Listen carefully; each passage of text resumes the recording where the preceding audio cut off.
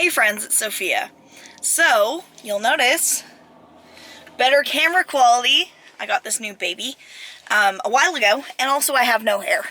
Um, yes, I did film a video about getting this new camera and cutting all my hair off.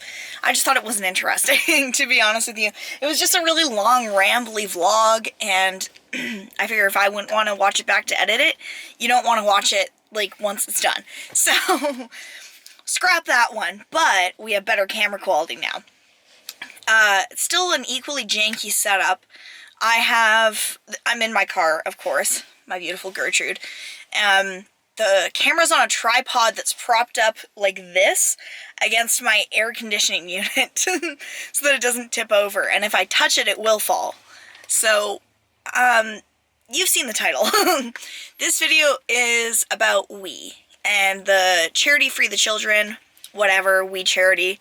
I'm mentioning this now because some time ago I accidentally deleted my video that explained why I deleted my travel vlogs. And also the founders, the Kielbergs, recently, I think yesterday or the day before, something like that, had a hearing with the ethics committee. I think they had some kind of hearing with the government that they had to, like legal proceedings. So, that's mostly about the, if you guys aren't familiar, I should probably back up a little bit here. So, in 2018 and 2019, I went on volunteer trips with We Charity. We Charity is a really large international NGO kind of organization, and they're based out of Toronto. They've, there was a scandal last year, I believe. Yeah. Like, maybe the summer of last year about, the Trudeaus, who, if you guys aren't from Canada, Justin Trudeau is the Prime Minister here.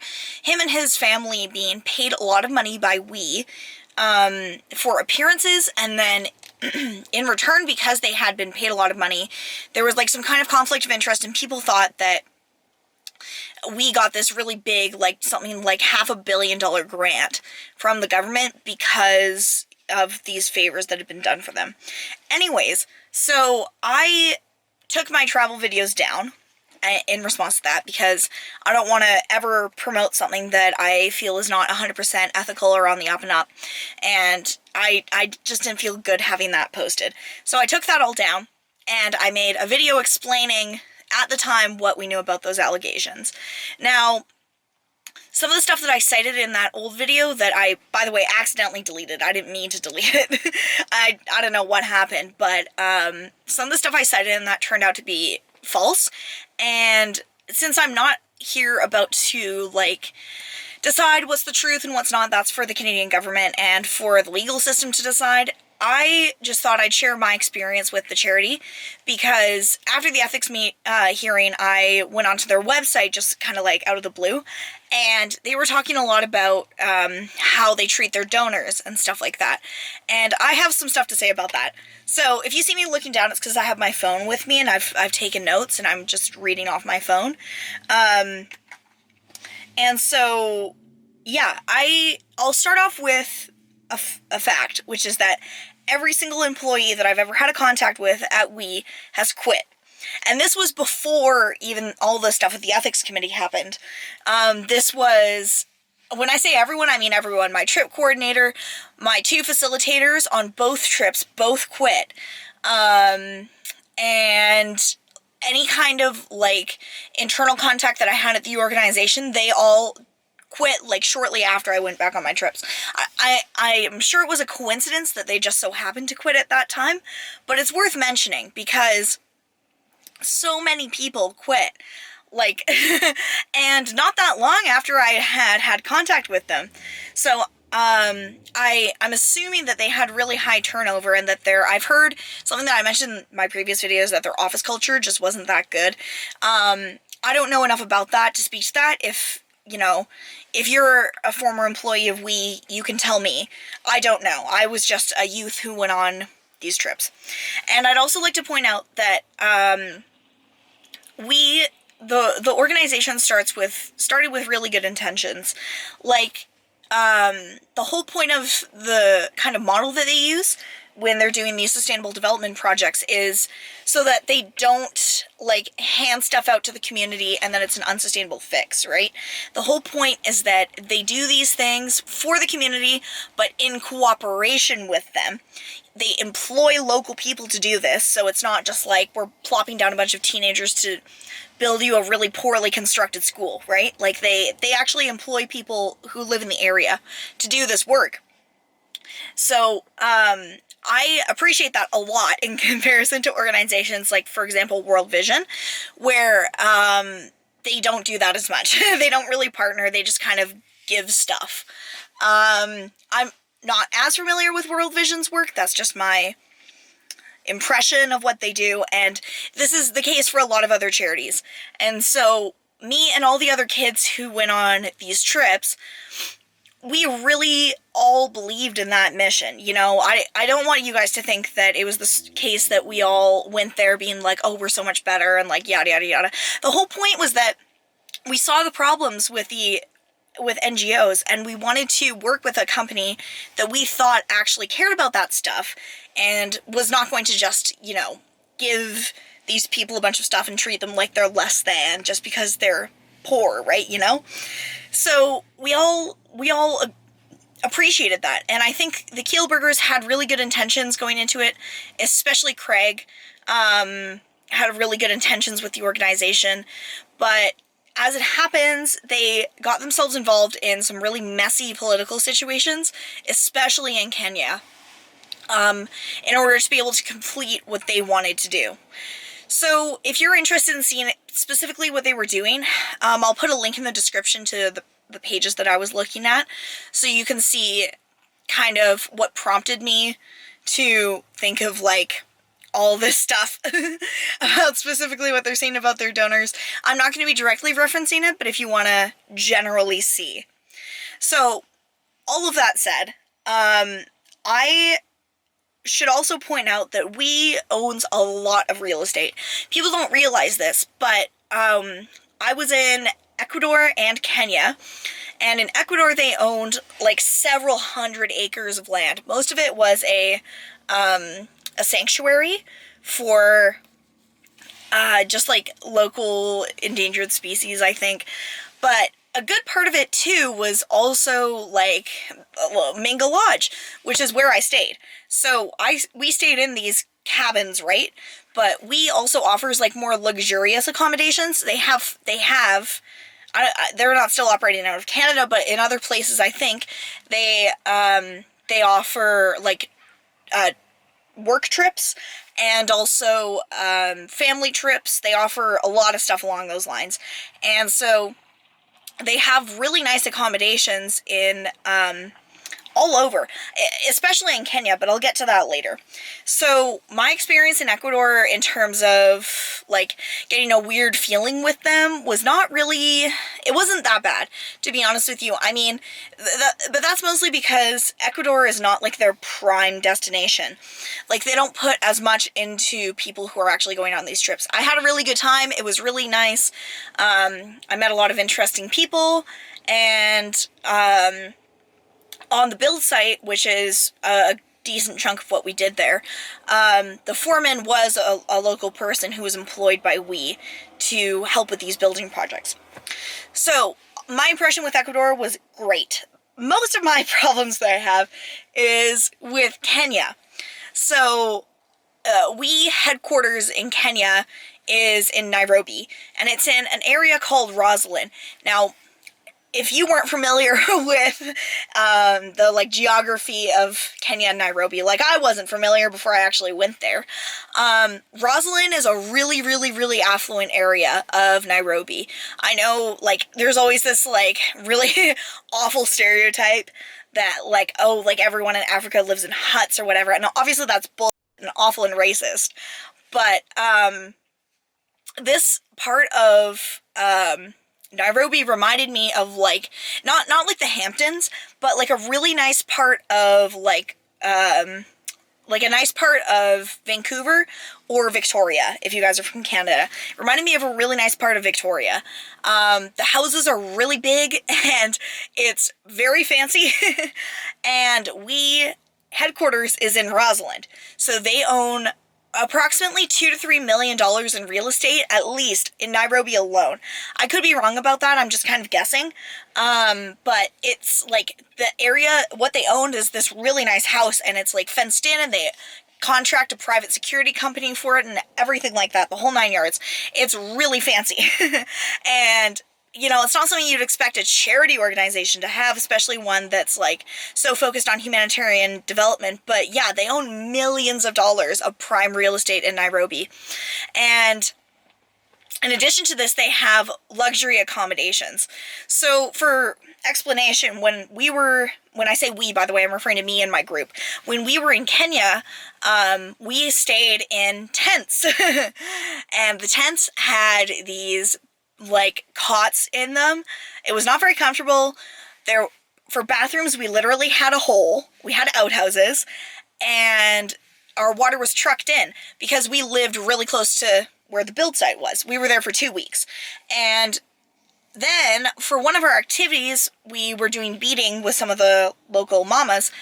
And so we went into where we's like main resort, I guess, whatever you'd call it is. And it was like night and day because we're like out there living in a tent by the build site, right? It's not that far, like at all. Like we could walk from where we were to where the main resort was. It was like maybe a 15-minute walk. It was like not bad at all. And at this resort, it's like beautifully manicured lawns and like cobblestone pathways. There's like these like luxury tents that have like these like huge queen size beds, like all made up, everything like that. And I was like, oh my God, I have been living in a tent and pooping in a hole for 2 weeks, and you guys get this? I later found out that's all for the donors, essentially, or people who are wealthy enough to be able to afford these luxury accommodations, so that it's kind of like a staycation, but you feel good because you're supposed to be doing charity work kind of situation, which obviously I don't agree with. I think that's ridiculous, but that's kind of what we did. They catered to this really affluent clientele, and they did that not just in their accommodations, which, you know, were like crazy, especially in Kenya because that's like their prime destination, but also they gave all of their donors special treatment compared to the other people who were there. So, I mean, every company wants to please their donors, right? Because they're the people that keep the organization running, right? We very much went overboard and to the point of it being like kind of disturbing what they did.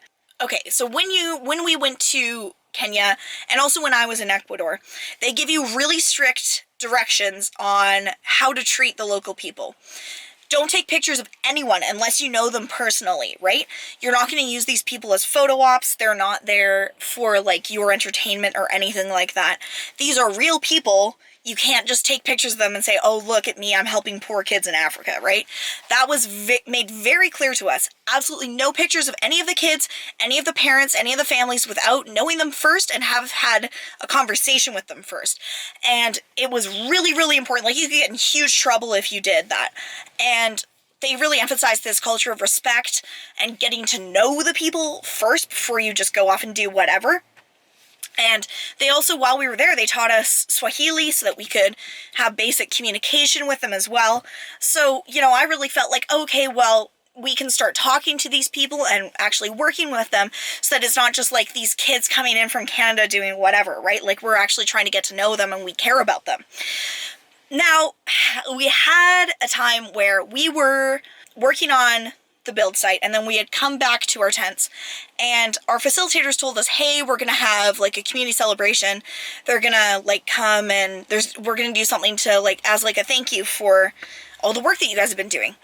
And we're like, okay, perfect. So we get all ready to go. We walk over there, and lo and behold, there's a group of they're like middle-aged, probably like around my parents' age, which is like 50, 60-ish, and they stroll on over to the school, because there's a school right beside our camp was, because we were helping to build schoolhouses.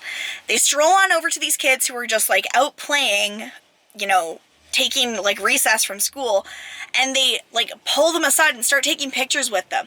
These people I'd never seen before at this build site, ever. We were the first group to be there, so no one had ever worked, no one, like, no trips at least, had ever been there before our group, and I never saw them before this point. They definitely didn't say anything to the kids. They were just like, oh, hi, look at my phone, let's take a selfie. That was literally it. And that made me so mad. And you can tell I'm getting worked up now just thinking about it. They were using these kids as, like, photo props. And there were we employees with them. They didn't give a crap at all. They totally let it happen. And it was just, makes me so mad, because they're people, they're not photo ops, okay? Yeah, they're poor, but that doesn't mean that you get to use them as, like, look how much of a good person I am, I'm helping these poor people in Africa. That's completely the opposite of why our entire group was there. We were there because we want to not treat them like meat, you know? Like so many organizations do. We don't want to treat them like charity cases. They're people, and they have lives and desires and goals, obviously. So, after that happened, then there's this big tent that's set up, okay? There's all these chairs. We walk over there, we're expecting, because we've been there on the build site actually doing the manual labor, right? We walk over and we're like, oh, okay, well, it's going to be like a thing with us in the community, because at this point, like, we'd built relationships with the kids there. We knew the kids, we'd met their parents before. One of the moms of one of the kids who went to the school there, like, gave us a tour of her house that she built herself, and you know, it was, like, we knew them, right? I mean, like, maybe, you know, not, like, super close, but we had at least some kind of a relationship with them. But we're told, oh, no. This is not for you. This is for the donors. This entire celebration is for the people who funded the school, not for you guys. So we're really confused. We're like, okay, well, why are we here then? Like, what's our role here? And they're like, oh, no, you're just supposed to be here. And we go to sit down, and we're told by we staff, oh, no, you're not allowed to sit down. The chairs are only for the donors. And so this huge group of donors comes in, fills up this entire tent, and then all these people from the village coming over, dancing and singing. I don't know if it was the case that the community planned this, or we planned this, or if it was a collaboration, either way. But in my mind, if this whole situation was anything but the community's idea, I feel really gross about it. Like, in my mind, telling these people, okay, come over and sing traditional songs for everyone, like, do traditional dances as a thank you to them. If we employees told them to do that, that is so gross to me. Like, again, it goes back to how the donors treated the kids, right?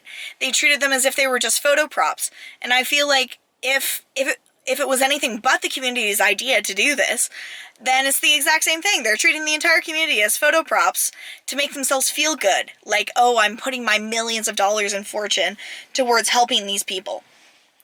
So, the staff did eventually apologize to us for that. But it's always stuck with me how they, like, treated the donors above, like, everyone else. Like, you know, even the staff, you know, anything, you know, even the kids who were actually there doing the manual labor, like us who actually met the community members and talked to them. And it's always bothered me. And something else that has been in the Canadian news recently was the opening of We College. And I was actually there for that, in the audience. It was also a really weird experience because they trucked us off to this, like, this area where We has done a lot of development stuff. So there's, like, a Baraka Hospital, there's We College, there's Kisaruni Girls' School. So it's like this whole area that We has built up.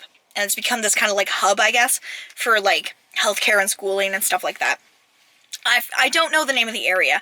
I only know that the community we were in was Enesoito, and this was maybe like a 20-minute drive away. And we get there, and the First Lady of Kenya is being flown in on a helicopter, and I think Kim Campbell was there. I don't know. There was like a bunch of dignitaries and stuff like that. I got to meet Craig Kielburger and like shake his hand, and it was really weird. It was like and there was a moment where like the entire first part of the ceremony was just like entertainment basically, and then there was a moment where a guy who was like part of the government in the county, and he comes up and he basically starts begging the